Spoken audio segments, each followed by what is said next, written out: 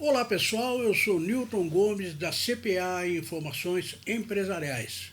Bom, nesse vídeo aqui nós temos uma notícia urgente, grave, muito importante.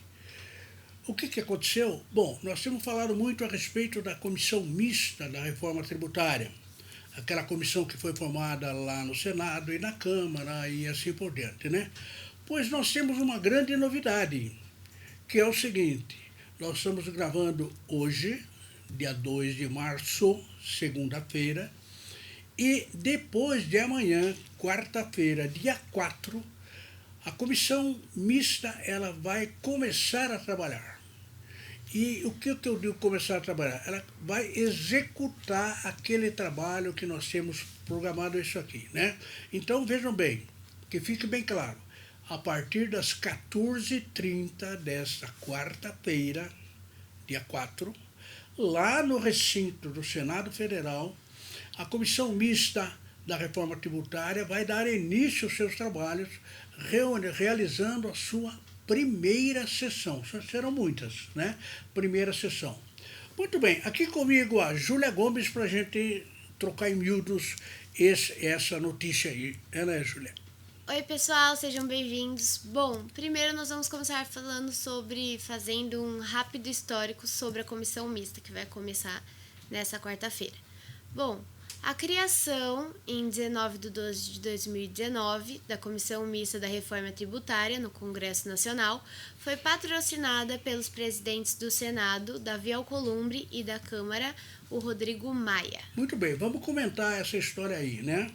O que aconteceu foi o seguinte: no Congresso Nacional, na Câmara dos Deputados, nós tínhamos a proposta de emenda constitucional, que é do número 45, que propunha e que regulamenta uma reforma tributária.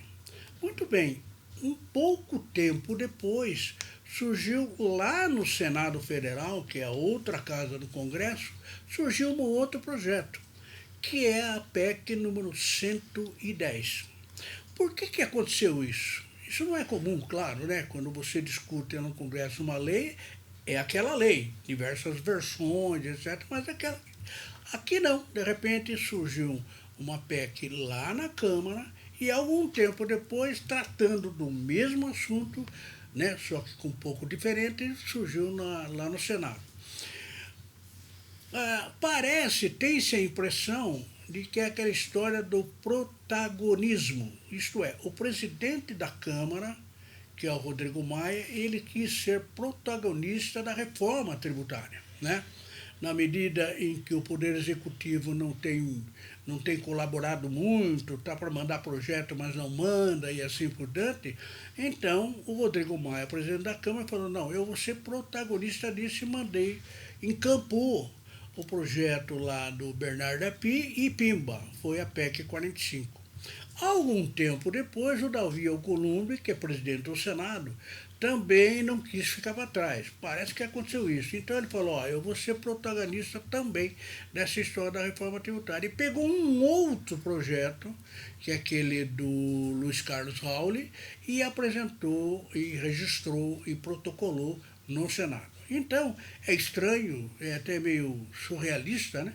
Mas, de repente, o Congresso Nacional ele tem duas propostas de emenda constitucional. A PEC 45 na Câmara e a PEC 110 no Senado. Ora, como existem dois projetos na mesma direção, eles, né, Davi e Rodrigues, chegaram à conclusão: olha, vamos formar uma comissão, né, comissão mista de senadores e deputados, e essa comissão ela vai elaborar um texto único, que tem que se fazer, claro, né? Vai elaborar um texto único. Daí surgiu a ideia da tal comissão mista, que foi criada no dia 19 de dezembro, no finalzinho do ano passado, né? Foi criada esse daí. Muito bem. Só que depois tem que cuidar dos detalhes, né, meu Júlio? O que aconteceu depois? Bom, o presidente da comissão é o senador Roberto Rocha e o relator é o deputado Aguinaldo Ribeiro. Muito bem, então os dois lá, né, Davi Alcolumbre e Rodrigo Maia, acabaram escolhendo que o Roberto Rocha, né, que é um senador lá do Maranhão, fosse o presidente da comissão. Ao mesmo tempo, o relator é o deputado Aguinaldo Ribeiro, que é um deputado lá de Pernambuco. Aí juntaram os dois e a direção dos trabalhos dessa comissão ela será feita por esses dois parlamentares. Agora vamos relembrar, quantas pessoas terão essa comissão? Bom, a comissão mista tem 50 membros, sendo 25 senadores e 25 deputados. Bom, se um só parlamentar já faz muito barulho e conversa, se imagine 50, sendo metade senador e metade deputado. Esse grupo, né, que forma a comissão, é que vai pegar os dois textos, né, a PEC 110 mais a PEC 45 e tentar reunir tudo numa coisa. Então, 50 membros, 25 senadores, 25 deputados, sob o comando aí da direção. E aí, o que essa comissão pretende fazer? Bom, a comissão terá como objetivo principal a conciliação entre os textos da PEC 110, que está no Senado, e a PEC 45, que está na Câmara, buscando a desburocratização e simplificação tributária. A ideia geral dessa reforma tributária é, primeiro, desburocratizar. Né? Todo mundo fala que são milhares de leis tributárias, cada um vai no sentido. Depois você pega tributo que é administrado pelo município, pelos estados, 27 estados. Essa é uma confusão terrível. A ideia é, primeira, desburocratizar, fazer menos tributo, que seja mais fácil da administração.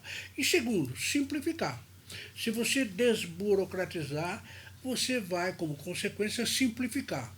Ora, se a gente conseguir esse objetivo, o que a gente vai fazer? A gente vai trazer um custo bem menor para os contribuintes, né?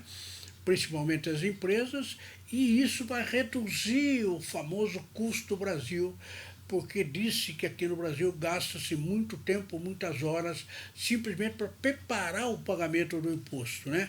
Então, esse é o objetivo principal dessa tal comissão mista da reforma tributária. E aí agora vem a pergunta, né? A partir de quarta-feira, dia 4, às 14h30, a comissão começa. A pergunta é a seguinte: como é que eu posso acompanhar esses trabalhos, hein, Juliana? Bom, primeiro é necessário entrar no site do Senado, que é senado.gov.br, e acessar a área de atividade legislativa.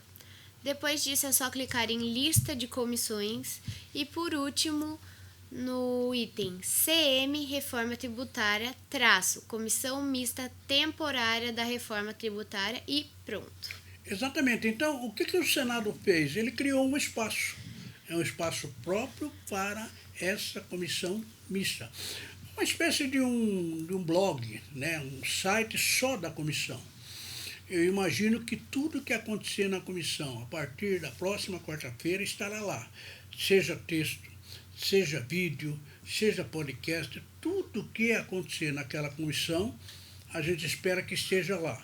Por quê? Porque daí, claro, o país todo, as empresas, os contribuintes poderão acompanhar isso online ou não, mas terão todo o material necessário. Então a pergunta é o seguinte: essa comissão mista, quanto tempo ela tem para fazer isso? Bom, o prazo de execução dos trabalhos é de 45 dias. Isso, então são 45 dias. Se você imaginar que ele começa, não sei quando vai contar esse prazo, mas se começar no dia 4 de março, né, que é a próxima quarta-feira, então 45 dias vai todo mês de março, dá 30. E mais uns, né, mais alguns dias do mês de abril. São 30 mais 15 de abril. Então, vamos supor que seja lá pelo dia 15, 16 de abril, se correr tudo bem no prazo de execução. O grande problema é o seguinte: nós falamos aqui que são dois projetos, a PEC 110 do Senado e a PEC 45 na Câmara.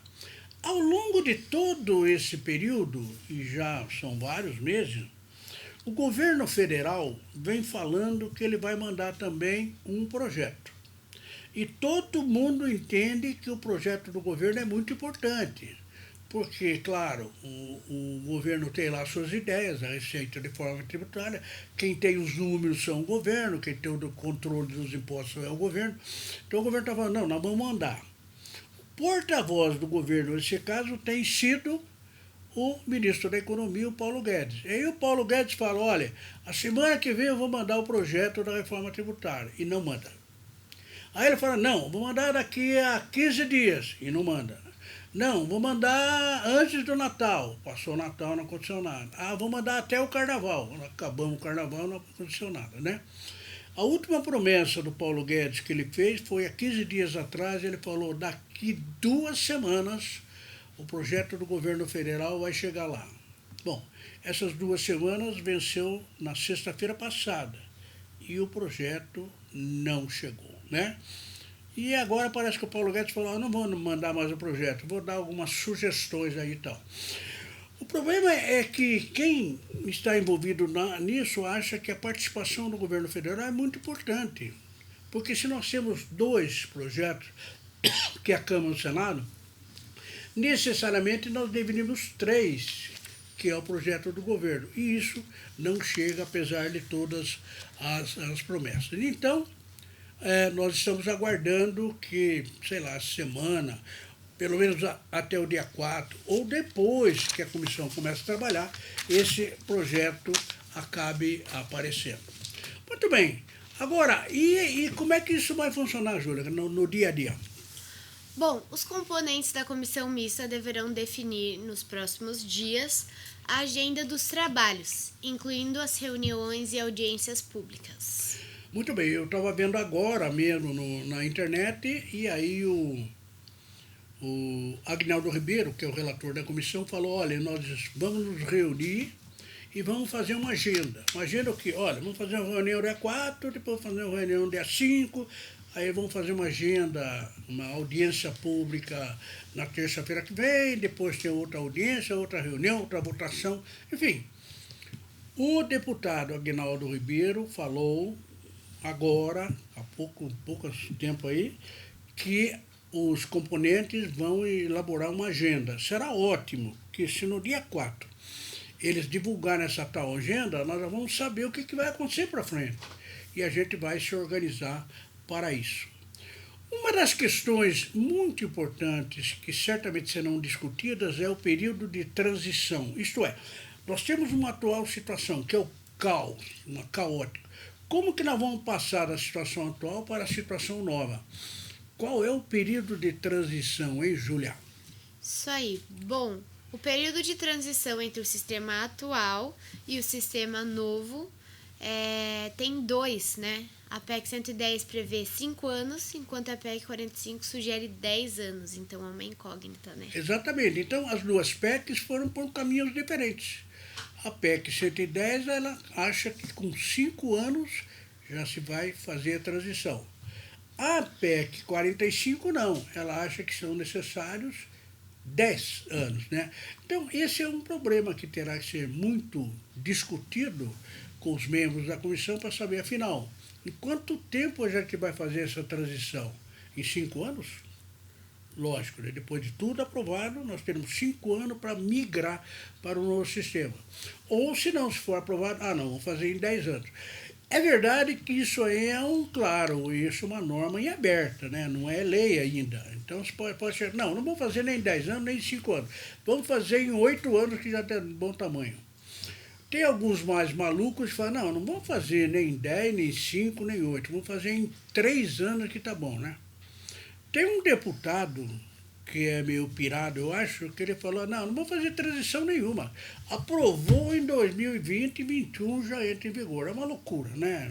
Não vai dar nem tempo de aprender como preencher coisas. Mas, de qualquer forma, essa história do período de transição é um ponto absolutamente importante e grave na história da reforma tributária. Muito bem, mas tem um ponto pior de tudo, mais discutido, o que tem mais gerado mais discussão, etc., que é a desoneração da folha. Bom, o governo federal ele vai insistir na tese da instituição da CPMF, que é o tributo sobre as movimentações financeiras, para cobrir a desoneração da folha de salários. Bom, mas aí tem um problema, porque o relator da comissão já declarou que é contra, assim como o presidente da Câmara, o Rodrigo Maia, que também declarou que ele não concorda com isso. Essa história nós já temos narrado aqui esse período, mas é muito complicado. Veja bem, o ministro da Economia, Paulo Guedes, ele tem uma obsessão, um mantra que é o seguinte: o Brasil tem que desonerar a folha de salários, porque as empresas, para contratar empregado, tem que gastar muito, tem que pagar previdência, tem que pagar salário de educação, tem que pagar sistema extra. Nós temos que desonerar. Para que o empregado seja contratado por uma empresa, ok, a empresa vai pagar um salário para ele e não vai gastar mais nada. Esta é a obsessão do Paulo Guedes desde o começo, ele vem falando isso. Essa obsessão foi tão grande que no ano passado ele acabou nomeando como secretário da Receita Federal o Marcos Cintra. Ora, o Marcos Cintra é um cidadão que ele nasceu e vai morrer falando da tal CPMS-F. Ele quer que nós façamos um imposto único, cobrando uma parte da movimentação financeira e não cobra mais nada. Essa é a ideia do Marcos Cintra. Uma ideia maluca, meio louca pelo seguinte: em nenhum país do mundo existe um imposto único. O único lugar que teve imposto único foi um país lá nos Bálticos, não sei o quê, que demorou um ano e revogaram. E ele quer fazer esse imposto único através da contribuição sobre a movimentação financeira.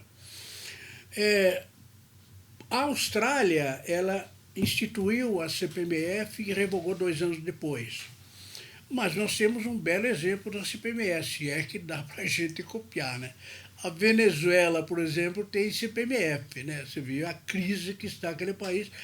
A CPMF não ajuda nada, só agrava. Enfim, a CPMF tem se mostrado impraticável por várias razões, né? Então, todo mundo é contra. Acontece que quem é a favor é o Marco Cintra, que era secretário, foi até demitido por causa disso. E quem gosta disso é o Paulo Guedes, que é o ministro da Economia, e ele diz que ele vai insistir de novo. O presidente Jair Bolsonaro não gosta da ideia, tanto que acabou demitindo o Marco Cintra por causa da história da CPMF, né? Então, me parece que um dos motivos que vai gerar mais confusão nesses 45 dias da comissão mista será, afinal, nós vamos adotar ou não vamos adotar uma CPMF? A ideia radical do Marco Cintra é uma CPMF que substitua todos os tributos. A ideia do Paulo Guedes, ele mainou um pouco, mas fala, não, vamos fazer uma CPMF só para cobrir a desoneração de folha. Se tivermos o dinheiro da CPMF, a gente não cobra mais nada na folha, vai ficar barato e aí a empresa sai contratando todo mundo. É uma ideia, é um conceito. Se vai dar certo ou não, só na prática veremos. Mas, de qualquer forma, acompanhar os trabalhos da comissão mista sobre vários aspectos, inclusive sobre a desoneração da folha, realmente vai ser emocionante, né? E quem tiver perigo de ter um AVC, prepare-se, porque senão você vai dessa para melhor com facilidade. Muito bem, pessoal. Então, esses são alguns aspectos, são um panorama geral que nós estamos aí. Nós estamos acompanhando, né, iremos acompanhar essa comissão mista, né, comissão mista desde o comecinho, né, e vamos tentar passar para vocês todas as informações necessárias para que nós tenhamos um conhecimento bastante, digamos, razoável, se não profundo, da tal reforma tributária. Não é mesmo, Júlia? Isso aí, pessoal. Bom, e antes de acabar o vídeo, gostaria de lembrar vocês das nossas redes sociais. Você encontra a gente pelo @netcpa no Facebook, no Instagram, no LinkedIn e também no Twitter. Além disso, tem o nosso site, que é netcpa.com.br. Lá você fica sabendo um pouco mais sobre a nossa empresa. O telefone também está na tela, caso vocês queiram falar com o nosso setor comercial sobre as assinaturas. E não esquece de se inscrever aqui no nosso canal. Muito obrigada e até os próximos vídeos falando sobre a comissão mista. Muito bem, eu não poderia encerrar esse vídeo sem lembrar o seguinte, né? A CPA, que é um Sistema de Informações Empresariais, é o melhor sistema para acompanhar a reforma tributária. Você já tem visto muitos vídeos, muitos textos, muitos eventos. E agora a gente vai aumentar mais ainda isso de uma forma tal que todos têm. Então, a CPA é o Sistema de Informações Empresariais mais inovador do país e agora com a reforma tributária, muito mais do que isso. Espero vocês no próximo vídeo. Muito obrigado.